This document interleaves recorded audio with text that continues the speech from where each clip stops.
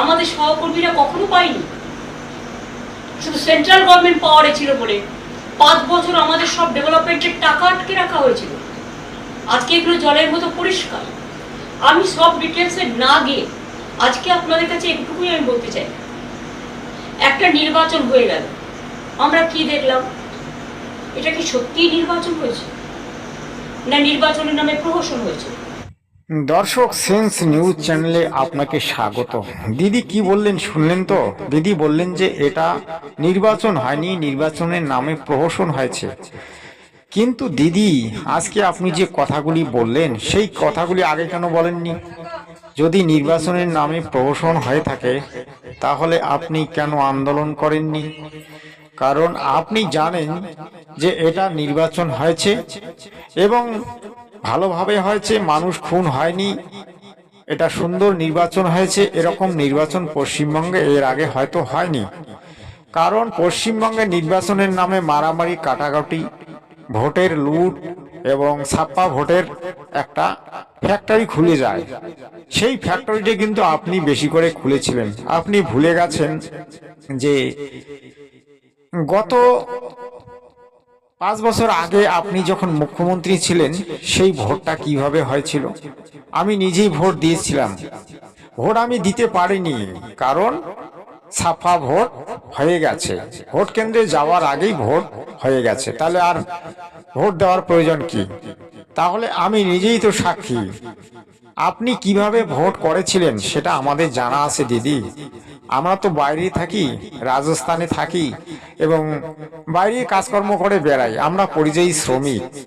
তো আপনার যে সরকার, সেই সরকারটা কিভাবে চলেছিল, সরকারটা কিভাবে আপনি চালিয়েছিলেন সেটা সম্বন্ধে কিন্তু আমরা ভালোভাবে জ্ঞাত আছি।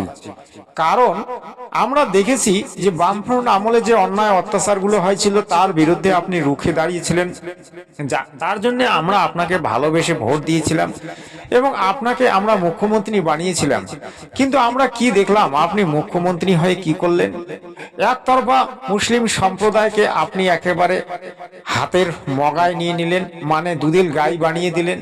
মুসলমানদের কথায়, ইমামদের কথায় আপনি উঠবস শুরু করলেন। আপনি এটা ভাবলেন না যে এই হিন্দু সম্প্রদায় যদি আপনাকে ভোট না দেয় তাহলে আপনি জিততে পারবেন না। আপনি মুসলমানদের ভোটে বড়াই করলেন যে মুসলমানদের ভোট হলে আপনি জয়ী হবেন। হিন্দুরা যদি একজোট হয় তাহলে কখনোই মুসলমানরা আপনাকে জেতাতে পারবে না। সেই ভোটের পার্সেন্টেজটা কিন্তু আপনি দেখেননি। আপনি আপনার ভাইপোকে একেবারে বড় করে দিলেন। আপনার ভাইপোর নামটা জানি কি, অভিষেক ব্যানার্জি। তিনি যে কাজকর্মগুলি বাংলায় চালিয়েছেন, যে দস্যুনীতি চালিয়েছেন, যে দুর্নীতি করেছেন, যে কূটনীতি করেছেন, যে অন্যায় অবিচার করেছেন, তার বিচারটা জনগণ এবার দিয়েছে এবং জনগণের রায় হচ্ছে সর্বক্ষেত্রে রায় এবং জনগণই হয় জনতা জনার্দন। জনগণই একমাত্র আপনাকে রাজা বানাতে পারে, মুখ্যমন্ত্রী বানাতে পারে, প্রাইম মিনিস্টার বানাতে পারে, রাষ্ট্রপতি বানাতে পারে। কিন্তু আপনি ভুলে গেছেন যে জনশক্তি সবার উপরে, সেটা কিন্তু আপনার ধারণার বাইরে চলে গিয়েছিল। আপনি কতগুলি গুন্ডা বাহিনী তৈরি করেছিলেন, সেই গুন্ডা বাহিনীগুলি দিয়ে আপনি ছাপ্পা ভোট করিয়ে এবারও জিতে গেলেন। হ্যাঁ, এবারও জিতে যেতেন, কিন্তু এবার সেটা হলো না। তা আপনি এবার এই জন্য বলছেন যে এটা ভোট হয়নি, ভোটের নামে প্রহসন হয়েছে। আসলে আপনি প্রহসন করেছিলেন। আমি পঞ্চায়েতি ভোটে ভোট দিতে গিয়ে দেখি গিয়ে যে পঞ্চায়েত, তৃণমূলী পঞ্চায়েত, সেখানে ভোট কেন্দ্রে দাঁড়িয়ে আছে। সে বলল ভোটটা এখানে দে, আমি সেখানেই দিয়ে বেরিয়ে গেলাম। তাহলে ভোটের নামে আপনারা এতদিন ছাপা কারখানা চালিয়েছিলেন, ভোটের নামে আপনারা লুট চালিয়েছিলেন, মানে ভোটের নামে আপনারা ফ্যাক্টরি খুলেছিলেন, ছাপাখানার ফ্যাক্টরি, ছাপা ভোট।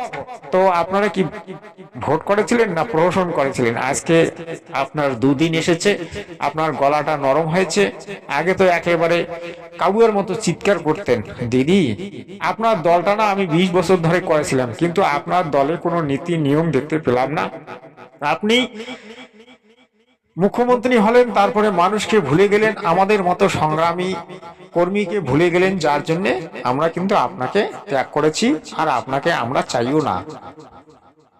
বাংলা সহ সারা বিশ্ব বাংলা, সর্বভারতীয় সকলের উদ্দেশ্যে আমি কয়েকটি কথা নিবেদন করতে চাই।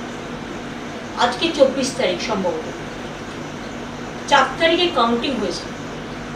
এই পরিদিন মুখ বুঝে সব কিছু সহ্য করেছি। শুধু আমি নয়, বাংলার মানুষ, তৃণমূল কংগ্রেস কর্মীরা, যারা রাষ্ট্রীয় সন্ত্রাসের বলি হয়েছেন, 12 জন মানুষ মারা গেছেন, খুন হয়েছেন, আত্মহত্যা করতে বাধ্য হয়েছেন, সবাইকে জোর করে পদত্যাগপত্র লিখিয়ে নেওয়া হচ্ছে, ইলেকটেড বডিগুলোকে কাজ করতে দেওয়া হচ্ছে না। কলকাতা কর্পোরেশনের মতো বড় কর্পোরেশন, যাদের জল, রাস্তা সহ বিভিন্ন ডেভেলপমেন্টের কাজ, প্রত্যেকটা মিউনিসিপ্যালিটিতে ইলেকটেড বডিকে অস্বীকার করে টোটাল প্রশাসনিক রাষ্ট্রীয় সন্ত্রাস চলছে। আমিও একদিন প্রশাসন চালিয়ে এসেছি। আমি জানি প্রশাসনের কি কাজ, দলের কি কাজ, আর উন্নয়নমূলক বোর্ডগুলোর কি কাজ।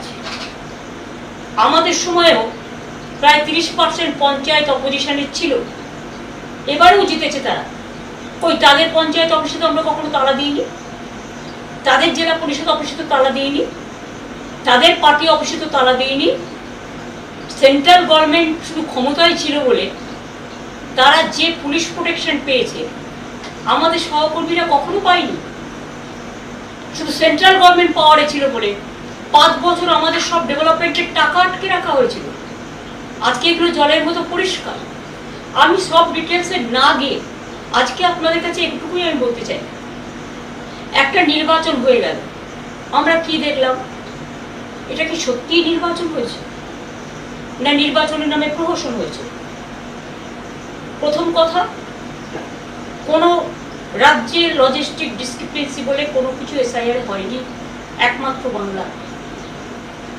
সেখানে জেনে শুনে 60 লক্ষ লোকের নাম বাদ দেওয়া হয়েছিল, প্লাস আরো 58 লাখ।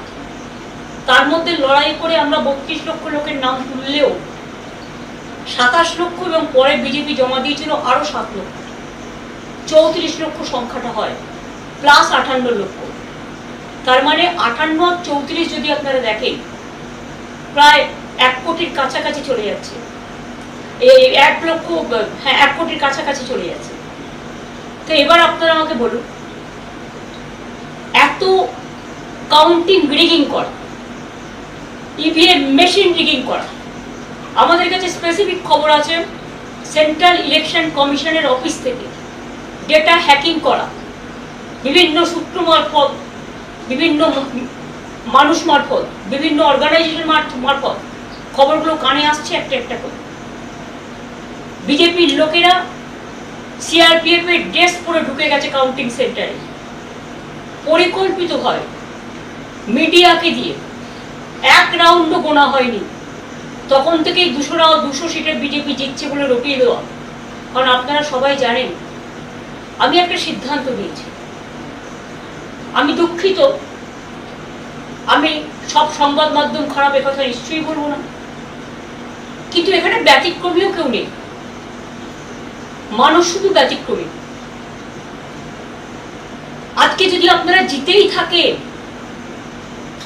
জোর করে, লুট করে, ভোট লুট করে, মানুষের নাম বাদ দিয়ে, এবং বেলা 11টার পর থেকে কাউন্টিং সেন্টারে কাউকে কাউন্টিং এ এজেন্ট ঢুকতে দেননি, আপনারা এজেন্টের আইডি কার্ড কেড়ে নিয়েছেন। আমার কেন্দ্রে আমি যখন খবর পেয়ে গেছি, আপনারা আমাকে যে রাউন্ডগুলোতে আমি এগিয়েছিলাম 13,000 ভোটে, আপনারা, আমি দেখেছি যিনি এখন গদিতে বসেছেন, তার নাম করতে আমার ভালো লাগে না, তাকে আমরা অনেকদিন ধরে চিনি। তিনি নিজে বসে লুট করছিলেন, ডেটা সেন্টারে বসে আমি নিজে দেখে এসেছি। আমাকে ঘাড় ধাক্কা দিতে দিতে তাড়িয়ে দেওয়া হয়েছে, হলের বাইরে বের করে দেওয়া হয়েছে। সিআরপিএফ আর বিজেপির কর্মীরাও আমি শুনেছি পুলিশের ড্রেস পরে, সিআরপিএফ এর ড্রেস পরে ভেতরে বসেছিল। আর যারা ডেটা সেন্টারে বসেছিল তারা কিন্তু সবটাই বিজেপির আইটি সেন্টারের লোক ছিল বলে আমি শুনেছি। আমি সহ, আমার চিফ ইলেকশন এজেন্ট সহ, আরো 4টে দল সহ অন্যান্য পার্টির এজেন্টদের সবাইকে বের করে দেওয়া হয়েছিল। তারপরে রেজাল্টটা ডিক্লেয়ার করেছে জেতার জায়গায় হারা, হারার জায়গায় জেতা। এই পাশাটাই উল্টেছে প্রায় 150 সিটে, এবং সেটা না হলে আমরা 220 থেকে 230টা সিট পেতাম। মানুষের জন্য দোষী নয়, মানুষের জন্য দায়ী নয়। আর যদি সত্যি আপনারা জিতে থাকতেন, তাহলে মানুষের মধ্যে আনন্দ কেন নেই? মানুষের মধ্যে স্বতঃস্ফূর্ততা কেন নেই? কেন বাংলা আজকে লুম্পেনদের হাতে ছেড়ে দিয়েছেন, যারা মাথায় ফেট্টি পড়ে আর মোটর বাইক নিয়ে লুট করছে মানুষের ঘর, পার্টি অফিস লুট করছে, বাড়ি লুট করছে, মা বোনদের আত্মসম্মান লুট করছে। মহিলা ধর্ষিত হবার পরেও ভগবানপুরে মুখ খুলে বলতে পারেনি, মন খুলে, যে আমি ধর্ষিত হয়েছি। কারণ সেখানে বিজেপি কাকে নামিয়েছে? রাষ্ট্রীয় সন্ত্রাসের নামে যে ফৌজ, যারা মানুষকে, ফৌজ মানে প্রশাসন, রাজ্য প্রশাসন, যারা মানুষকে নিরাপত্তা দেবেন, আজকে রক্ষক হয়ে গেছে ভক্ষক। আমিও এতদিন প্রশাসন চালিয়ে এসেছি, আমি কোনোদিন প্রশাসনে যারা পুলিশের উর্দি পড়ে অনেক কাজ করে তাদের প্রতি আমার শ্রদ্ধা আছে। আমার সাথেও তো তারা কাজ করেছে, আমরা কখনো এসব জিনিস করতে বলিনি, কারণ এই রাজনীতি আমরা বিশ্বাস করি না। যার জন্য 2011-তে পরিবর্তন হওয়ার পরে আমরা রবীন্দ্রসঙ্গীত বাজাতে বলেছিলাম, নজরুল সঙ্গীত বাজাতে বলেছিলাম, আর এবারে তো রবীন্দ্র জয়ন্তীটাই পালন হলো না। আমি নিজে পারমিশন চেয়েছিলাম, দেয়নি। আমরা তখন আমার নিজের বাড়িতে এখানে আমরা রবীন্দ্র জয়ন্তী পালন করেছি। আজকে এমন অবস্থা, একটা মিটিং করতে পারমিশন দেওয়া হচ্ছে না। প্রতিদিন আমাদের নির্বাচিত কাউন্সিলরদের অ্যারেস্ট করা হচ্ছে, মিউনিসিপ্যালিটি কাউন্সিলরদের অ্যারেস্ট করা হচ্ছে, মিউনিসিপ্যালিটির ঘরগুলো গুন্ডারা গিয়ে দখল করছে। 2500-এর বেশি পার্টি অফিস আমাদের লুম্পেনরা দখল করে নিয়েছে পুলিশকে সামনে রেখে। এবং আমাদের নেতারা যখন পুলিশকে ফোন করে জানাচ্ছে আমার সব লুট করে নিচ্ছে বাড়ি থেকে, আমার ক্লাব ঘর থেকে, আমার পার্টি অফিস থেকে, তখন পুলিশ বলছে ইনস্ট্রাকশন আছে। মানে যিনি এখন লুট করে, ভোট লুট করে রাজ শাসনে বসেছেন, তার তো চেয়ারে বসারই কথা নয়। তিনি কি করে বুঝবেন মানুষের দুঃখ দরদ? তৃণমূল কংগ্রেস দেখলে কয়েকটা লুম্পেন চোর চোর বলে বলে বেড়াচ্ছে। কারা এরা? এরা বাংলার লোক নয়, বহিরাগত। তারা বাংলার সংস্কৃতি জানে না। তাই ক্ষমতায় এসেই বুলডোজার চালিয়ে মানুষের বাড়ি ভেঙে দিচ্ছে, হকারদের জীবন জীবিকা কেড়ে নিচ্ছে।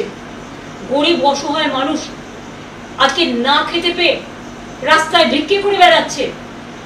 এমনকি কর্পোরেশনের নামে মেয়র জানে না, মিউনিসিপ্যালিটির চেয়ারম্যান জানে না, অফিসাররা ইনস্ট্রাকশন দিচ্ছে, তাকে ডিফেন্ড করার সুযোগ দিচ্ছেন না। যদি কেউ বেআইনি হয় তাকে জানানো উচিত যে আপনি হিয়ারিং এ আসুন, কোনটা ডিভিয়েশন হয়েছে আমাদের জানান। হিয়ারিং এ এসে যদি আপনি দেখেন ছোটখাটো ডিভিয়েশন, তাহলে সেখানে অ্যামেন্ডমেন্ট করা আছে, পেনাল্টি করতে পারে। কিন্তু সেটা না করে আপনারা কি করছেন? গায়ের জোরে মানুষ কত কষ্ট করে একটা ঘর তৈরি করে, একটা আশ্রয় তৈরি করে, সব ধর্মের ক্ষেত্রেই করছে, শুধু তিনজলা তপসিয়া নয়।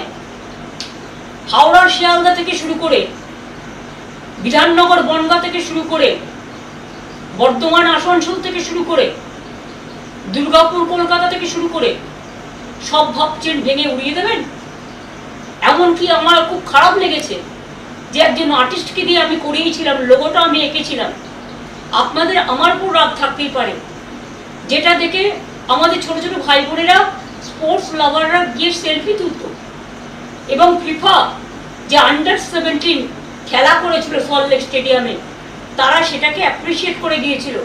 সেটাকে ভেঙে উড়িয়ে দিয়েছেন নিজেদের নামে স্ট্যাচু করবেন বলে।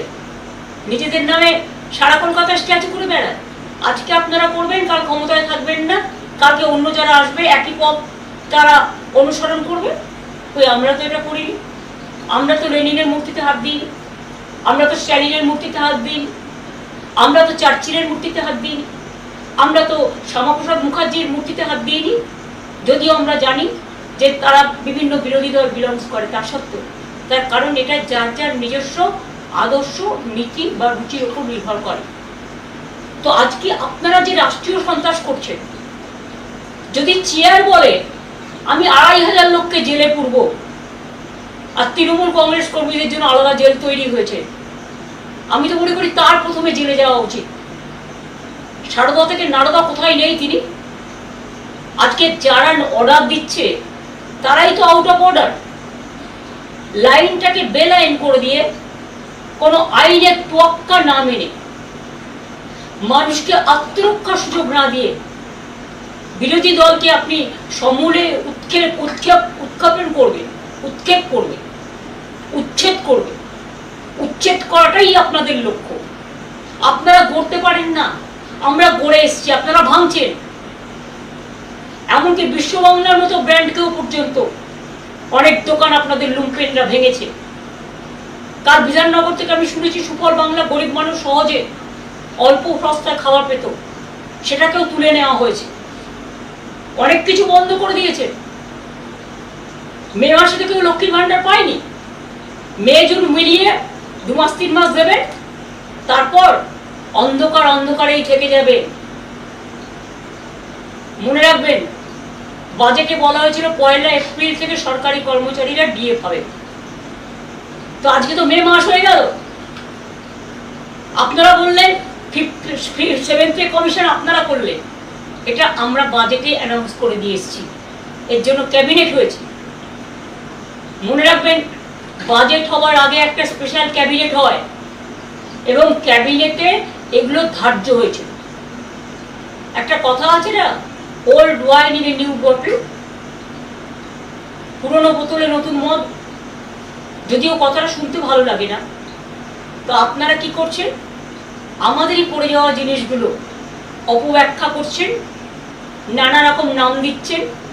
রেশন পাবে না, বিয়ের ভাতা পাবে না, মিড ডে মিল পাবে না, কেউ ঘর থেকে বেরোবে না। 3 বার পেট্রোল ডিজেলের দাম বাড়ালেন পরপর। এটা আপনাদের অবশ্য প্রতিবারই আপনারা করেন। তো মানুষ বাইক চালাবে না, মানুষ স্কুটার চালাবে না, মানুষ গাড়ি চালাবে না, মানুষ বাসে উঠবে না। তো চ্যারিটি বিগিনস অ্যাট হোম। মাননীয় প্রধানমন্ত্রী স্বনির্বেদন করে আপনাকে বলছি, বাংলাটাকে জোর করে লুট করলেন তো, তা আপনি কি একটা উত্তর দেবেন? বা আপনার পার্টি, যে আপনি যে বিদেশে ঘুরে বেড়াচ্ছেন, কত জ্বালানি খরচ হচ্ছে, এবং সেখানে গিয়ে মানুষ কাঁদছে, দেশের অর্থনীতি ঝুঁকছে, আর আপনি চকলেট দিচ্ছেন। চকলেটটা ইটালিকে না দিয়ে, ইটালির প্রধানকে না দিয়ে বাচ্চাদের দিতে পারতেন। বাচ্চারা চকলেট খায়। হ্যাঁ, অবশ্যই এসব জিনিস তো আপনি ভালোবাসেনি, আমরা সবটাই জানি, কিন্তু আমরা কোনোদিনও পার্সোনাল ব্যাপারে যাইনি, তাই পার্সোনাল ব্যাপারে অ্যাটাক করিনি। এটা কোনো রাজনৈতিক সৌজন্যতা নয়, কারণ আপনাদের দল কাপুরুষতার দল। আজকে আপনারা শুনলেন দিদির বক্তব্য। আপনারা কি বুঝলেন কমেন্ট করে জানাবেন এবং চ্যানেলটিকে সাবস্ক্রাইব করবেন, ভিডিওটিকে লাইক করবেন, শেয়ার করবেন। তো দর্শক, দিদিকে আমি একটা ছোট করে উপদেশ দিতে চাই। দিদি ভুলভাল ব্যাখ্যা করা বন্ধ করুন এবং ভুলভাল বকা বন্ধ করুন, আর কাউয়ের মতো কাক কাক করা বন্ধ করুন। আপনাকে কিন্তু বাংলা কিন্তু আর চাইবে না। আপনি যেটা করেছেন, এখন আপনি যদি মাটির মানুষ হন, খাঁটি মানুষ হন, তাও আপনার দল কিন্তু মানুষ করবে না। কারণ আপনি যে অবস্থা করেছেন সনাতনীদের, সেটা সনাতনীরা হাড়ে হাড়ে বুঝতে পেরেছে। আপনাকে আর ভোট দেওয়া হবে না, আপনি বেকার, আর ভোট চাইবেন না। ধন্যবাদ।